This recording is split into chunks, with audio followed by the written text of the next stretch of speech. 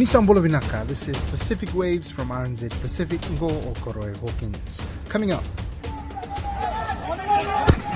Tensions remain high in New Caledonia after rioters clashed with police in the capital, Noumea. A slump in Northern Mariana's tourism market forces the closure of one of its major hotel chains. And later on,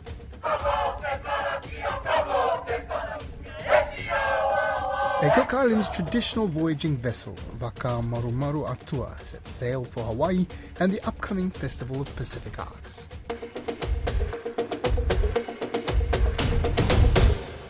The President of New Caledonia is calling for calm and a return to normalcy amid ongoing public unrest in and around the capital, Noumea. It stemmed from political protests staged across the territory on Monday against France's proposed constitutional changes to electoral laws, which would enable 25,000 more non-indigenous French citizens to vote in local elections. This escalated overnight in Noumea, with protesters blocking roads and clashing with police and setting alight buildings and cars throughout the city. Dozens of arrests have been made by police, with hundreds more officers from France due to arrive in the territory to help disperse pockets of protesters still blocking roads and lighting fires across the city.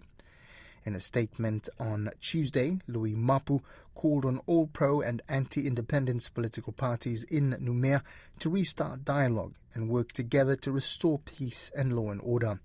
A spokesperson for international relations in the President's office, Charles Ware, spoke with me about the situation on the ground. Actually, the current situation is terrible, catastrophic, many difficulties with the people, Kanak people particularly.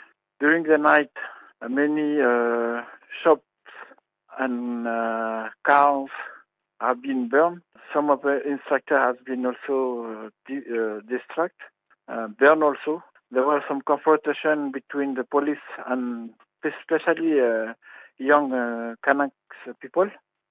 In that level, it is important to note that the young Kanaks are very implicated, have been invested. Have been implicated in demonstration against the French plan to change the electoral body. So now I'm talking to you now, and the situation is still worse because we realize that there are some of the young people who still block the roads, burn many things on the roads, and even though that there are almost 700 police and soldiers in the field, the situation is still difficult because of the willings of the young people to demonstrate their opposition against the French government plan to allow 25,000 to vote here. And I understand there's a lot of confusion in and around the city. What is the government message to citizens of Noumea? Actually, there will be a communique that is going to be released by the President of the government of New Caledonia to call people to the calm, to more serenity, and to call to the political parties and also civil societies responsible to open discussion in order to have more serenity in discussion and also to bring the peace in the country. So I think it is important that because actually everything is closed. The schools is closed, the commerce is closed. Now the situation in Noumea is the government of New Caledonia and also the French government call the people to stay in their home, not to go out because the situation is very difficult and very worse, and to secure the security of the people. Everybody to be more responsible and to bring peace, which is very important for the society. Have pro-independence leaders spoken about the unrest? Are they supporting their youth, or are they distancing themselves from the protesters? No, actually, as you know, that the CCAT is Committee of Coordination concerning the action on the field. It has been an organization from the Kanak movement, but actually the problem is now because we don't have control over the young people who are actually demonstrating on the field, because we say that it's very important to do demonstration in harmony, in peace, not to burn, not to block the circulation, not to block people in their circulation. So it is difficult for the political pro-independentist parties to control people, because it's not the way that we told them. I mean, not to do that yet. Are there? We understand there have been calls for reinforcements. Do we know if that is happening? There's more police and security coming to Noumea from around the territory, but also from France? Yes, we had this warning from the French High Commissioner that there will be some French police escort will be arriving maybe tomorrow, after tomorrow, to enhance the security here in Noumea, yes. And have there been any numbers as to arrests, deaths, any injuries, that kind of thing that has been officially announced yet? Yes, we know that there are some people who be in jail, wounded, and also there are also some people that have been arrested here. So far no casualties, no injuries, anything like that? There are some people who have been injured. I don't know, around maybe 15, especially from the police. And I know that there are also some arrested people from the young people who've been demonstrating. This is a developing story. For the latest, please head on over to rnz.co.nz/Pacific.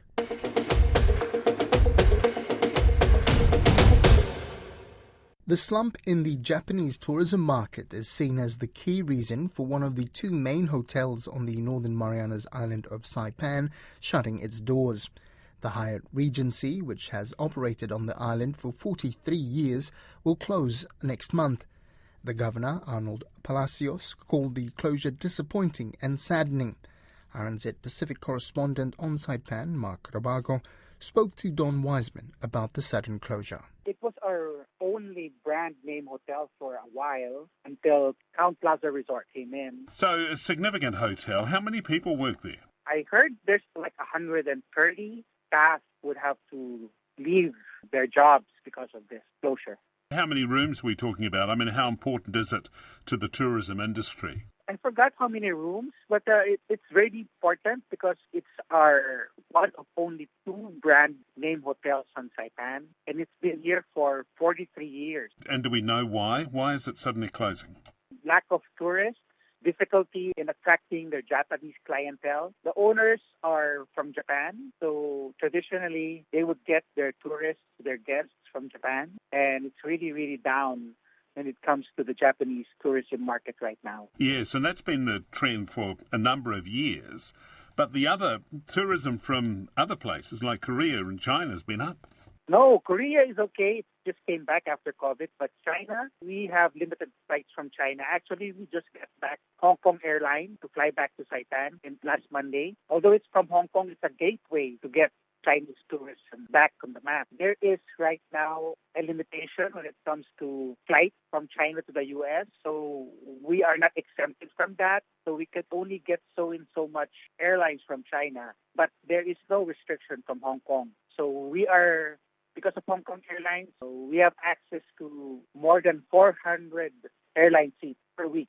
And I think more than 80% of that are package tours. So it's not even known how many will go to Hyatt. So that's the predicament of the ownerships right now. For the past 2 or 3 years, only 30% occupants. And the hotel associations of Northern Mariana Islands have always stated that you need at least 70% occupancy to break even. So everybody's operating at a loss since 2020 when COVID struck. The government, what's it doing? Nothing. Kind of funny. Governor Arnold Palacios was asked yesterday, and he acted surprised. He didn't know that it was happening. There has been a request to lift that exemption that would allow more Chinese airlines fly here. But Palacios has been adamant because of security reasons. He said it would be better for the CNMI to get tourists from allied countries like Korea, Japan, Taiwan, and also to tap into the military tourism market rather than rely or over-rely on Chinese tourism. How big is the military tourism market? It's just a drop in the bucket, if you ask me, compared to Chinese tourism. But that's where Palacios is trying to hang his hat. There's a mechanism under the Covenant Agreement, 902 talks, where the CNMI and the U.S. will have representatives from each side and talk about issues regarding the two island nations for the CNMI and the U.S.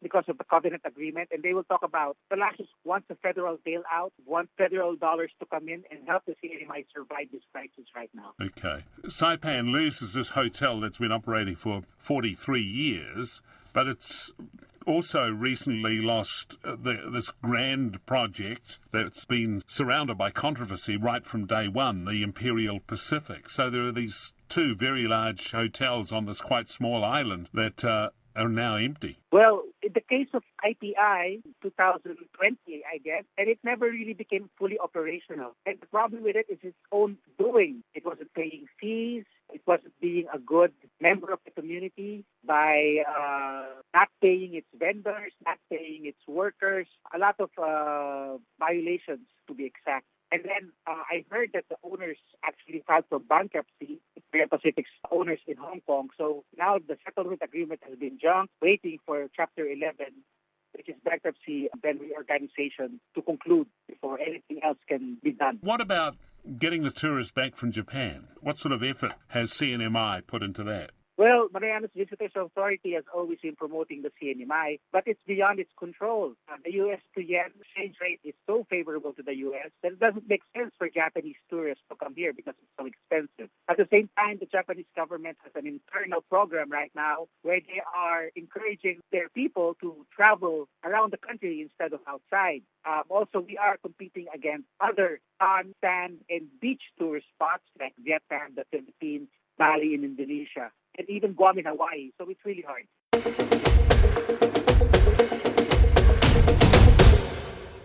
16 Pacific Islanders have embarked on the voyage of a lifetime, sailing from Cook Islands to Hawaii for the 13th Festival of Pacific Arts and Culture. The crew will spend up to a month on board Cook Islands' traditional voyaging vessel, Vaka Marumaru Atua. Muara Tuilaipa has more.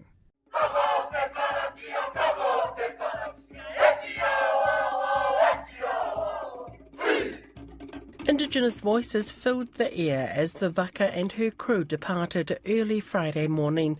On board are 15 Cook Islanders and 1 Hawaiian, half of which are first-time voyagers from the Pāinua. Speaking to CITV Local News, Captain and Master Navigator Pea Pātai says his crew were eager to get out to sea after a year of training and anticipation.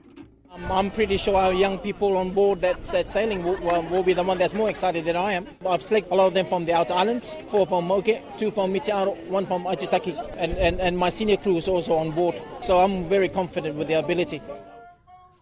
Pātai will make the most of the month at sea, teaching the crew the ways of traditional wayfinding, using the stars as their compass. Dr. Evangeline Wong, who will be flying to meet the team in Hawaii, says it's an honour to be on board the Vaka Marumaru Atua and part of the preservation of Indigenous knowledge. Marumaru Atua belongs to the people of the Cook Island. It is a Cook Island Vaka, and so it is fitting that it is used as a symbol for that. Bad weather conditions have delayed the Vaka's departure for a week, which has influenced a change to the sail path. The crew were originally planning to stop in Tahiti first. However, they'll now be attempting a straight run direct to Hawaii. Secretary of the Ministry of Culture, Emil Kairua, says the crew are aiming to arrive a week ahead of the festival's grand opening.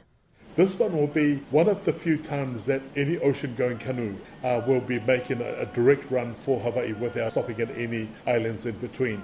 The team is planning on taking possibly 20 to 25 days to get up there without stopping for any purpose. Deputy Prime Minister Albert Nicholas says the Cook Islands people, past and present, were very proud of the brave voyagers representing their homeland on this epic journey. May you find solace in the knowledge that you are not alone. And just as our ancestors traversed these waters with courage and resilience, so too do you carry their legacy within you. May every wave carry you closer to your destination, and every star above guide you on your journey. In Hawaii, a special welcoming ceremony for the waka is planned for the 5th of June. The festival kicks off the following day, running through to the 16th. Close to 30 countries are expected to participate in a grand celebration of Indigenous Pacifica culture.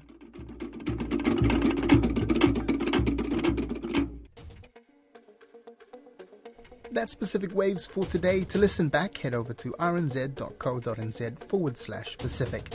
We're also on Spotify, Apple and iHeartRadio. From myself and the RNZ Pacific team, Tofa Soifo.